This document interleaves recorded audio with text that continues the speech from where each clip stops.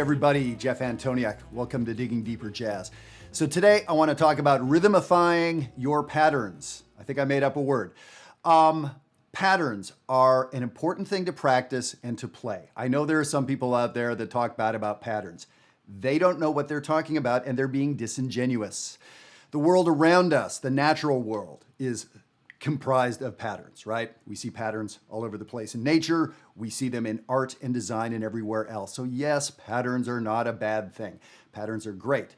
And the way I think about patterns is it's what and when. So what is the pattern? We get so wrapped up with what is the pattern. You're out there buying books and PDF packets of patterns. Here's the pattern. Almost never do those patterns have the interesting part built into them, which is the rhythm. That's what we're going to get into today. What is the pattern? When? When does the pattern happen? Where in time does it lie? That's where things actually get very interesting and a little bit more organic with playing patterns. So we're going to get into that today for sure. I want to let you know there's only 4 more Digging Deeper Jazz videos coming up. I've been doing these for years and I've met thousands and thousands of you out there. Many of you have come in to work with me at Jazzwire. And it's time to shift and do something a little bit different. So 4 more of these coming, and then we'll kind of see what comes in the future. Okay, let's get into these patterns. So I want to start with a pattern that you probably learned in the first year of playing your instrument. Probably every method book had it. Number 1 on the sheet here, a major scale in thirds.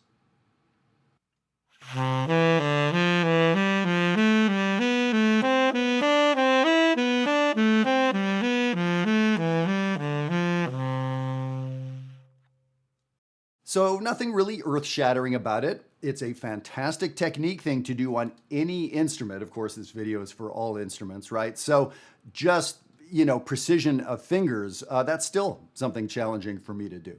So great, let's do that. Now, I want to apply this to music. Like patterns also is this thing that we do separate from music and songs and actual application, which is ridiculous. That's not how to do it. So what I'm going to do is use the Hank Mobley tune, This I Dig of You. This is a song we're working on inside Jazzwire this week in the Red community.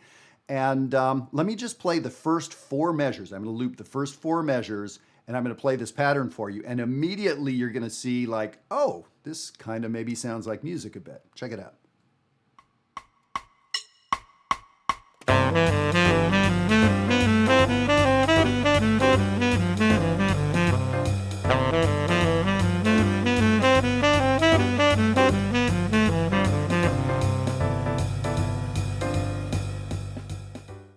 Well, yeah, that sounds like something that could be music. And you know what? Hank Mobley actually uses a very slow scale in thirds as the melody to this tune. Check it out. Here's his original melody.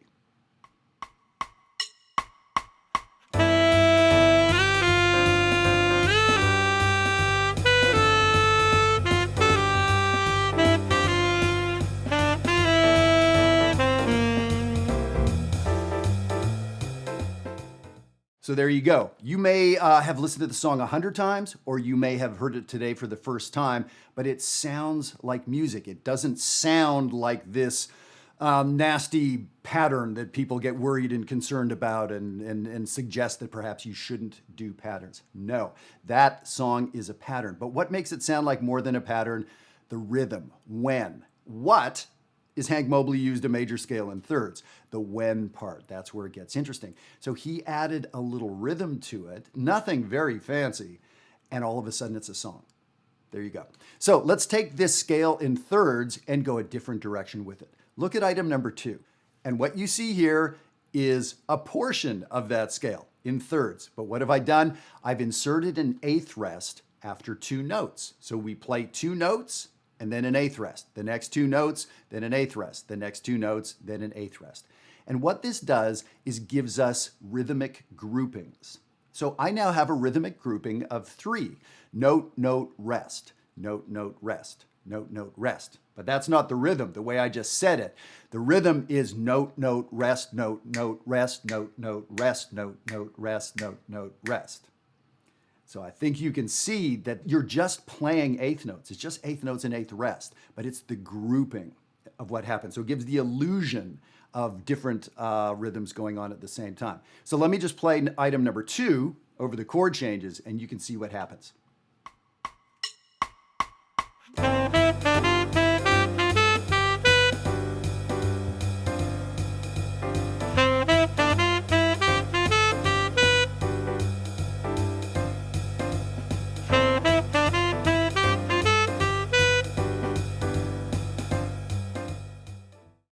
All right, that's a pretty awesome sound, isn't it? And now for many of us, that's going to be hard to do because we're playing in a duple time signature. We're playing in 4/4, and how do we divide the 4 quarter notes? They're eighth notes, or it's all these 2s and 4s going on in 4/4. But I'm starting to group the 8 eighth notes that we have in 4/4, 8 eighth notes. Stay with me, 8 eighth notes. I'm grouping them in 3s, 1, 2, 3, 1, 2. And groupings of 3s don't fit evenly into a measure of 8. And that's the cool part. So item number 2 here, I wrote out just 2 measures and then put 2 measures of rest. That's on purpose, not a mistake. Can you keep juggling? Can you keep those balls in the air, the plate spinning for those 2 measures without messing up the rhythm? For a lot of us, that's going to take a little practice. So learning how to do those groupings of 3 just inside 2 measures is good. And actually leaving some space after it gives it a call and response thing anyway. So that's not a bad situation. So I tell you what, before we go on to the next item, I just want to remind you, we are in the middle of a series of 4 Digging Deeper Jazz workshops. These are online, they're virtual. We have people attend from all around the world, Australia, Singapore, all throughout Europe, North America. You could be one of these people. They're for only 15 people each, or you can order the video afterwards. So we just did 2 of them. The one we did yesterday was on rhythm, time, and groove. So yeah, this sort of stuff. We have 2 more coming up. So I hope maybe you'll join us for one of those. You can register in just about a minute at this address, and an opportunity for us to work together as opposed to me talking to my iPhone like I do every week. I would love to work with you, a human being. All right, so let's get back to this. Now, once you can do this rhythmic pattern, so what is it? What is the major scale in thirds? Easy. The when part. So the idea of when do these notes happen? Groupings of 3. And this becomes colossally huge. You could spend the rest of your life investigating groupings in eighth notes. You could. So what I do in the next example is just extend the scale for 4 measures. So now, can you juggle for 10 seconds? Well, how about this? Can you juggle for 3 seconds? Maybe. Can you juggle for 6 seconds? That's kind of a different level, right? Spin that basketball on your finger for 2 seconds, or can you do it for 4 or 6 seconds? That's where it's make or break, right? So for some of us, this is going to be pretty challenging too. So let me play example 3. It's just the major scale. It's groupings of 3, but now I have to keep that sort of illusion, that rhythmic illusion going for 4 measures. Here we go.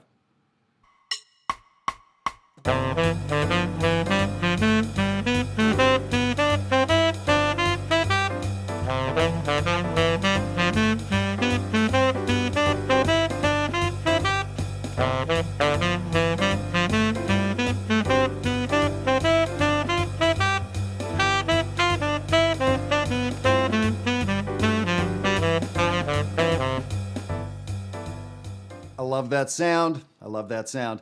So I did it, I think, 2 or 3 times in a row, ascending the way it was written. And then the last time I descended. So here's the thing. How many patterns are there, musical patterns in the world? Let's call it infinite. You can now apply this rhythmic approach to all of those patterns. And you can do it ascending and you can do it descending. So this rapidly becomes infinite, which you may think is good news. It is not, because you get excited about infinite possibilities and then you try, realize it's a little challenging, and quit. So many of us do that, right? Or we get so excited about it, we try to do, oh, well, here's 10 possibilities come to mind right away. You try to do 10 things, you get confused, you get overwhelmed, you quit. All this stuff leads to you quitting. Don't do that. That's not a good way to get good, quitting. So here's what I would suggest. Take one scale in thirds. I don't care what it is, pick one. and then pick one rhythmic grouping, this grouping of 3 that we've been working on so far, and work that for a month. A month. You may feel like you have it after 3 days. You don't.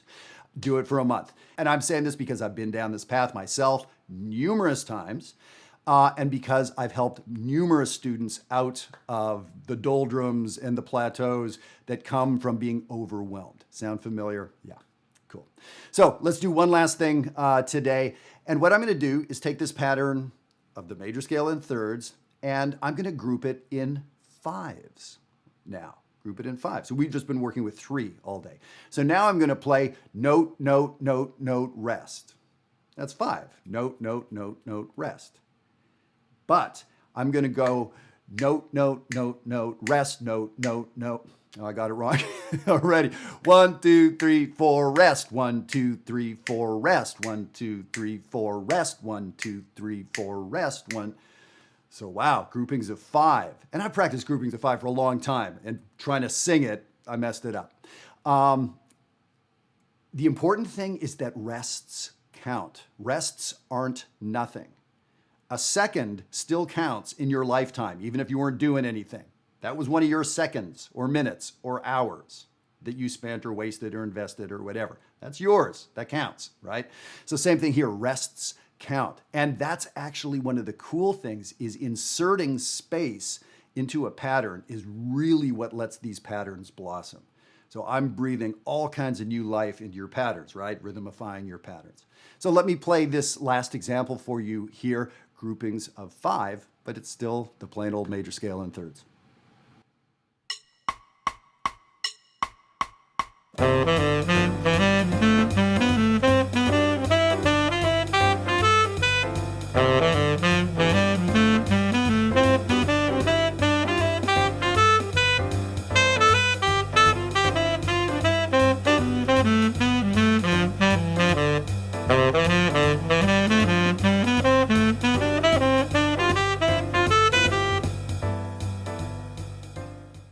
All right, is that not the coolest thing? It is. So remember, we started off with the lowly major scale in thirds from the method book you had in 6th grade in band class or whatever it was. And what did we do? We took that simple pattern and we applied some rhythm to it. And with the rhythm, to be specific today, we used rests to help us change up the rhythm. How did we change up the rhythm? Groupings. Groupings of 3, groupings of 5. We could have done groupings of 6 or groupings of 9, and it goes on and on and on. So what you can do with your patterns, it's really, really cool. So a little bit of rhythm, right? So I hope I'm going to see you at one of these upcoming Digging Deeper Jazz workshops. There's only 2 more left, and they're really a blast. We work online. We use the Zoom platform, and we get to have discussions about the stuff and ask questions, and I get to hear you play, and we get to play together. It's really, really a valuable, fruitful thing, and I hope I'll see you there. I'm going to play for you a little bit on the way out.